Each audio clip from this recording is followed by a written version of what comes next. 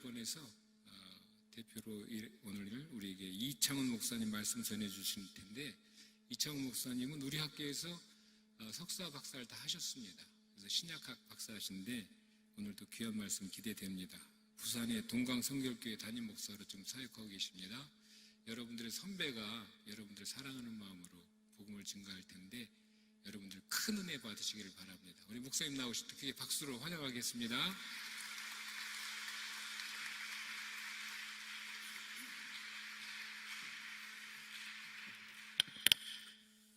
할렐루야.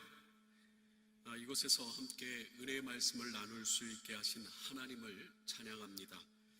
저는 그리고 또 오늘 또 함께 참석한 분들은 금방 말씀하신 대로 31년 전에 서울신학대학교에 입학한 우리 신학과 91학번 일동입니다.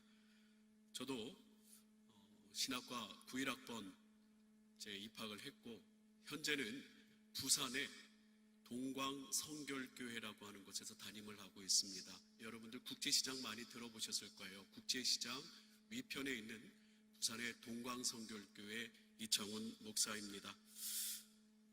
저희 동광교회 사진 한번 좀 보여주시죠. 동광교회가 이렇게 생겼고 또 다음 사진 보여주시면은 국제시장 바로 위에 있습니다. 언제든지 방문하시면은 저희 교회 커피숍에서 서울신대 학생입니다 할 때 무료로 모든 음료를 제공하도록 하겠습니다. 여러분들 꼭 국제시장 오시면 방문해 주시고요. 그 다음에 사진들 몇 장들을 좀 준비했습니다. 저희 91학번 동기들 학창시절에 참 색깔이 많이 바랬습니다. 또 다음 사진 보여주시고요. 풍물패 활동했던 사진들, 그 다음에 잔디밭에서 찍었던 사진입니다. 도서관 앞에서도 찍었고요. 네, 접니다. 증인들. 또 다음 사진도 보여주시고, 네, 졸업식 날 찍었습니다. 다음 사진, 우리 여하구들이 한데 모여서 이렇게 찍었습니다. 이제 저를 보여주시면 됩니다. 여러분들과 같은 저희도 20대의 시간이 있었고 꿈을 꾸고 지금까지 달렸습니다.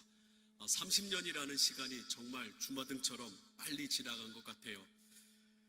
저는 학교 생활을 참 재밌게 했는데 아까 우리 정병기 목사님 기도하신 대로 꿈을 꾸고 이 학교에 왔고 또 어떨 때는 좌절하고 절망하기도 했지만 행복하고 또 정말로 주님 주시는 은혜 가운데 용기를 얻었던 여러 시간들이 있었습니다. 저는 중학교 2학년 때 목사님이 돼야 되겠다라고 하는 그런 꿈을 꿨습니다. 그래서 서울신학대학교에 들어오면서 이런 꿈을 꿨어요.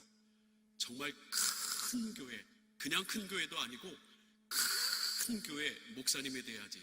전 세계를 돌아다니면서 하나님의 말씀을 멋있게 전하는 전 세계적인 큰 교회 목사님이 돼야지라고 하는 그런 막연한 생각들을 가졌었습니다.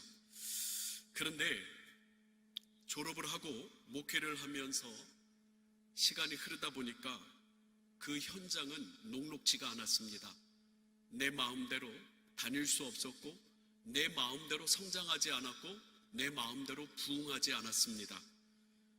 이게 아닌데 더 크고 더 좋고 더 멋있는 사역을 했으면 하는데 그러한 생각들은 점차 사그러들고 제 마음속에는 뭔가 좀 다시 한번 생각해보고 진단해야 되겠다라는 생각을 했습니다. 목회를 하면서 성경을 더 깊이 보니까 참 제 안에 내가 방향이 잘못됐구나, 내가 추구하는 게 참으로 잘못됐구나라고 하는 생각이 들었어요. 예수님을 잘 믿은 신앙의 선배들을 보니까, 성경에서 예수님을 잘 믿은 신앙의 선배들을 보니까 세상적으로 부귀영화를 누리고 정치적으로 높은 지위에 오르고 명품 옷을 입고 명품 가방을 메고 좋은 외제차를 타며 큰 집에 살았더라 라고 그렇게 나와 있지 않더라고요. 예수님을 잘 믿고 명품 옷을 입고 명품 차를 그리고 명품 가방을 큰 아파트에 살았더라, 성경에는 그렇게 나와 있지 않더라고요. 여러분들 기독교 역사상 예수님을 가장 잘 믿은 사람을 누구를 꼽을 수 있을까요? 바울 선생님이 있지 않을까요? 이 바울 사도는 누구보다도 예수님을 잘 믿었습니다. 신약 성경을 13권 정도 썼다고 이야기하고요. 정말 그가 모든 유럽 전 세계의 복음을 위하여서 가장 큰 공헌을 한 사람이다. 우리는 이 바울 선생님에 대해서 이야기를 합니다. 그런데 이 바울 선생님은 예수님을 믿고 난 후의 삶이 예수님을 믿기 전의 삶보다 세상적인 가치관으로 볼 때는 더 못했습니다. 세상적인 가치관, 만모니즘적인 가치관으로 볼 때 바울 사도는 예수님을 믿고 나서 쫄딱 망했어요. 여러분들 목사님들 설교에서 많이 들어보셔서 알 것입니다. 바울 사도는요, 아주 부잣집 자녀였던 것 같아요. 나면서부터 로마 시민권을 갖고 있었습니다. 그리고 유대 랍비 중에 가장 큰 스승이라고 하고 큰 랍비라 칭함을 받는 가말리엘이라고 하는 그 랍비의 문화생이었고요. 그는 어디를 가든지 전도 유망한 청년이었습니다. 사도행전 7장의 마지막 부분에 보면 스데반 집사님이 순교할 때 스데반 집사의 옷을 바울 앞에 던지면서, 그때는 사울이었죠, 사울에게 던지면서 스데반의 죽음의 증인을 삼습니다. 사도행전 8장에 보면 대제사장과 종교 지도자들의 명을 받아서 예수님 믿는 사람을 잡아 죽이는 유대인에게 있어서 아주 전도 유망한 청년이었어요. 예수님을 믿기 전에 잘 나가는 사람이었습니다. 전도 유명한 청년이었어요. 그런데 여러분 어떻습니까? 예수님을 믿고 나서 세상적인 가치관, 만모니즘적인 가치관으로 볼 때 그는 모든 것을 다 잃어버리고 그 스스로도 배설물처럼 여겼다 합니다. 고린도후서 11장 23절에서 27절의 말씀을 보면 바울 사도는 내가 예수님 믿고 이렇게 고생했다 합니다. 그들이 그리스도의 일꾼이냐? 정신없는 말을 하거니와 나는 더욱 그러하도다. 내가 수고를 넘치도록 하고 옥에 갇히기도 더 많이 하고 매도 수없이 맞고 여러 번 죽을 뻔하였으니 유대인들에게 40에 하나 감한매를 5번 맞았으며 3번 태장으로 맞고 1번 돌에 맞고 3번 파선하고 일주일을 깊은 바다에서 지냈으며 여러 번 여행하면서 강의 위험과 광도의 위험과 동족의 위험과 이방인의 위험과 시내의 위험과 광야의 위험과 바다의 위험과 거짓 형제 중의 위험을 당하고 또 수고하며 애쓰고 여러 번 자지 못하고 줄이며 목마르고 여러 번 굶고 춥고 헐벗었노라. 여러분들 예수님을 믿고 좋은 차를 타고 명품 옷과 명품 가방을 메고 큰 아파트에서 세계 어디든 내가 가고 싶은 모든 곳에 여행을 다니면서 멋있게 성공한 사람의 삶을 살고 싶다라고 하는 그런 마음이 있다면 성경에서 예수님을 잘 믿은, 가장 잘 믿었다라고 이야기하는 바울 사도와의 삶과는 참 거리가 멀다라고 하는 것을 여러분 느낄 수가 있을 것입니다. 또 누가 예수님을 잘 믿었나요? 베드로는 예수님의 수제자였다라고 하지 않습니까? 이 베드로는 여러분들 많이 들어서 알다시피 십자가에 거꾸로 달려 순교를 당했고요. 많은 신앙의 선배들이 부활의 신앙을 지키려고 사자의 밥이 되고 콜로세움 경기장에서 검투사들의 칼에 수도 없이 예수님을 믿는다라고 하는, 부활의 신앙을 갖는다라는 그 신앙 하나 지키기 위해서 바울 사도는, 그리고 신앙의 많은 선배들은 세상의 성공과는 거리가 먼 삶을 살았습니다.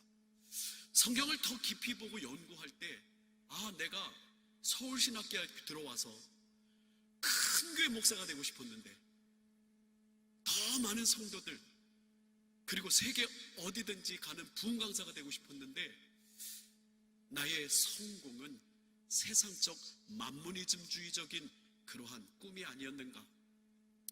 사랑하는 서울신학대학교 선배님, 후배님, 그리고 동기 여러분, 오늘 우리 시간 우리의 방향을 좀 다시 한번 짚어봤으면 좋겠어요.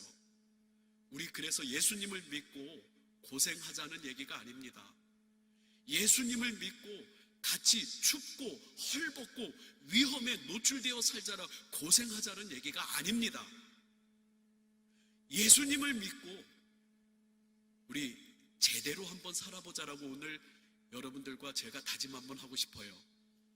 오늘 우리 본문에 다니엘서 12장 3절에 보면 천사가 다니엘에게, 하나님의 사자가 다니엘에게 이야기하는 말씀이 나옵니다. 같이 한번 읽어봤으면 좋겠습니다. 다니엘서 12장 3절입니다. 시작. 지혜 있는 자는 궁창의 빛과 같이 빛날 것이요 많은 사람을 옳은 대로 돌아오게 한 자는 별과 같이 영원토록 빛나리라. 아멘. 다니엘은 10대 소년 때에 바벨론의 느부갓네살 왕에 의하여서 포로로 잡혀갔습니다. 그리고 그가 80세 노년에 이르기까지 바벨론과 메대 그리고 페르시아에 이르기까지 아주 인정을 받아서, 그의 지혜와 실력이 인정을 받아서 아주 위대한 지도자가 됩니다. 많은 학자들은 이야기하죠. 만약에 이 다니엘이 없었더라면 이스라엘 사람들은 예루살렘으로 돌아갈 수가 없었을 것이고 성전도 회복할 수가 없었을 것이고, 이 다니엘이 없었더라면 이스라엘 민족은 지금 지구상에 남아있지 않을 것이다 라고 그렇게 크게 확장되어서도 이야기하는 분들이 있습니다.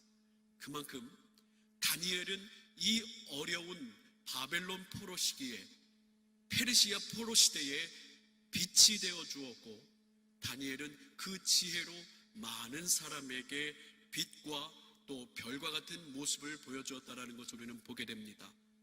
그래서 저는 여러분들에게 이렇게 부탁하고 싶어요.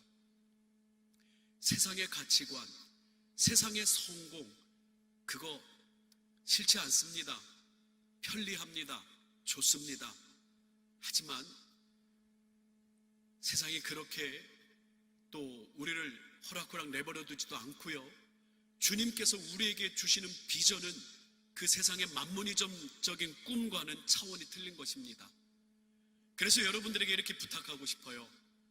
여러분, 빛된 빛의 사람이 좀 되어주시기를 부탁을 드리겠습니다. 의미 있는 인생을 찾아가기를 바라고요. 가치 있는 꿈을 꿨으면 좋겠고요. 어렵고 힘들고 좌절되고 절망스러운 순간이 온다 할지라도 여러분, 수준 낮은 소유의 인생을 사는 것이 아니라 아름다운 하나님의 백성의 존재의 인생을 사시기를 축원하고 부탁을 드립니다. 예수님께서 말씀하셨어요. 나는 세상의 빛이라. 그리고 주님의 제자들에게 너희는 세상의 빛이라. 참 살아가면서 모든 게 마음대로 되지 않습니다. 하지만 마음대로 되는 거 한 가지가 있더라고요. 다짐하면 되겠더라고요. 정말 주님의 기쁨이 되고 빛의 사람이 되기를, 이 세상에 선한 영향력을 끼치며 살아가기를 다짐하는 다니엘과 같은 주님의 기쁨이 되는 참된 제자들이 되어 주시기를 저도 다짐하고 여러분도 함께 다짐했으면 좋겠습니다. 감사합니다. 기도하겠습니다. 사랑과 은혜가 많으신 우리 하나님, 오늘 서울신학대학교 91학번 홈커밍데이를 맞이하여서 저희 동기들과 함께 학교를 찾았습니다. 바라기는 우리 모든 사랑하는 선배, 후배, 그리고 저희 동기들이 세상의 성공을 추구하며 사는 것보다 빛의 삶을 살게 하시고 예수님의 참된 제자의 삶을 다짐하고 결단하는 이 시간 되게 하여 주옵소서. 주님께서 성령이여 함께하여 주시고 우리를 이끌어 주시길 원하며, 지금 앞이 보이질 않더라도 우리에게 앞으로 어떠한 인생이 펼쳐질지 너무나 암담할지라도 성령이 함께하여 주셔서 빛을 비춰주시고 또한 그 빛을 이 세상에 비출 수 있는 가치 있는 삶, 주님이 기뻐하시는 참된 제자의 삶을 사는 우리가 되게 하여 주옵소서. 감사하며 예수님 이름으로 기도하옵나이다. 아멘.